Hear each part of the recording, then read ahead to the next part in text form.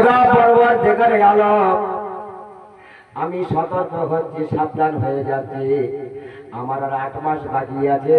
এই 8 মাস আমি দিয়ে দেবো, আর আমি জীবনে কখনো বন্ধন নেব না। আল্লাহ পাক, আল্লাহ রব্বুল আলামিন বলছে, তোমার তওবাকে আমি আল্লাহ কবুল করব। আমি আল্লাহ রব্বুল আলামিন তোমার তওবা কবুল করব। আমি আল্লাহ পাক তোমাকে সমস্ত গুনাহকে, আমি আল্লাহ রাব্বুল আলামিন সমস্ত গুনাহকে আমি আল্লাহ পাক তোমাকে maaf করে দেব। 8 মাস যাওয়ার পরে যদি তোমার লালসা হয় ফের আবার নেব, বলছে তোর তওবা আমার কাছে আর চলবে না, কিন্তু পুরো ত্যাগ করে দিতে হবে। জীবনে যতদিন পর্যন্ত বেঁচে থাকবো আর কোনোদিন সুখের ধারে যেতে পারবে না। আল্লাহ পাক নারীদেরকে অফার দিয়েছে, নারীদেরকে আল্লাহ পাক বিশাল বড় অফার।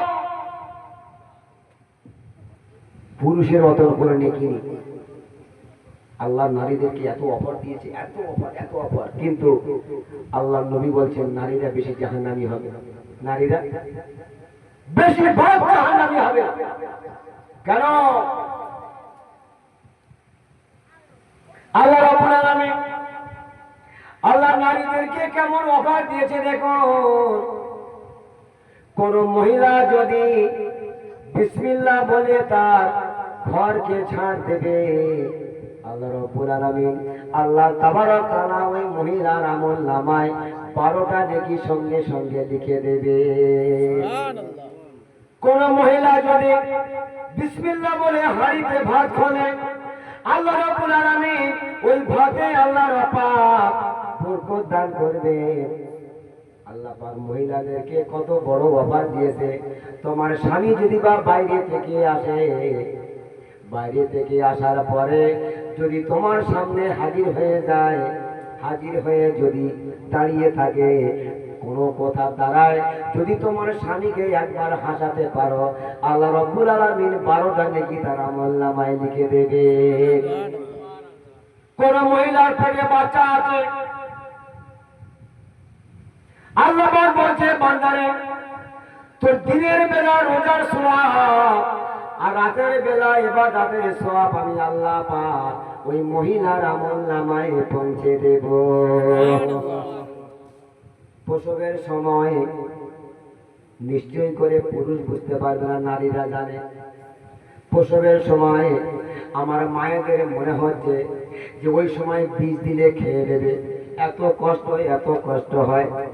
আমার ভাইরা, আল্লাহর নবী দিন দুনিয়ার বার্তা জনাবে মুহাম্মদ রাসূলুল্লাহ সাল্লাল্লাহু আলাইহি ওয়াসাল্লাম বলেছে, প্রসবের কষ্ট, প্রসবের বেদনা যতবার ব্যথা খাবে, বাংলা ভাষায় বলছি, যতবার ব্যথা খাবে, এক একটা ব্যথা খাওয়ার কারণে আল্লাহ রাব্বুল আলামিন এক একটা মকবুল হজের সওয়াব আমলনামায় লিখে দেবে। সুবহানাল্লাহ। কত বড় অফার! প্রসবের 40 দিন পর্যন্ত, প্রসব থেকে নিয়ে 40 দিন পর্যন্ত যদি কোনো কারণে ওই মেয়েটা দুনিয়ার উপর থেকে ইন্তেকাল করে, আল্লাহ রাব্বুল আলামিন আল্লাহ তাবারক তাআলা ওই মহিলাকে শহীদের দরজায় পৌঁছে দেবে। আল্লাহ কত সওয়াব দিয়েছে, কত বড় সওয়াব! কত কষ্ট করে একটা বাচ্চা দুনিয়ার মুখে আসে কেউ জানে না। অতফরিজুল হাইয়া মিনাল মাইয়িতে অতফরিজুল মাইয়িতা মিনাল হাই। আমি কোরআন দিয়ে শুরু করেছি, কোরআন দিয়ে শেষ করব। একটু কোরআনে যাচ্ছে, দিয়ে দোয়া করব ইনশাআল্লাহ, নাকি? ইনশাআল্লাহ। কত গাইব, আল্লাহু আকবার। সে শক্তি আর শরীরে আছে, কি আছে দেওয়াটা খুঁজলে গাইলে মনে হয় কিরকমই পজিশন হবে।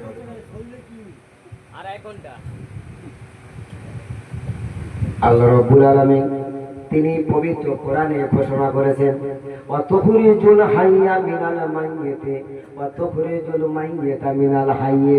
তিনি জীবনের ভিতর থেকে মৃত্যুকে বের করে আনেন আর মৃত্যুর ভিতরে জীবনকে ঢুকিয়ে দেন। তিনি কত বড় মহান, দেখুন কত বড় মহান।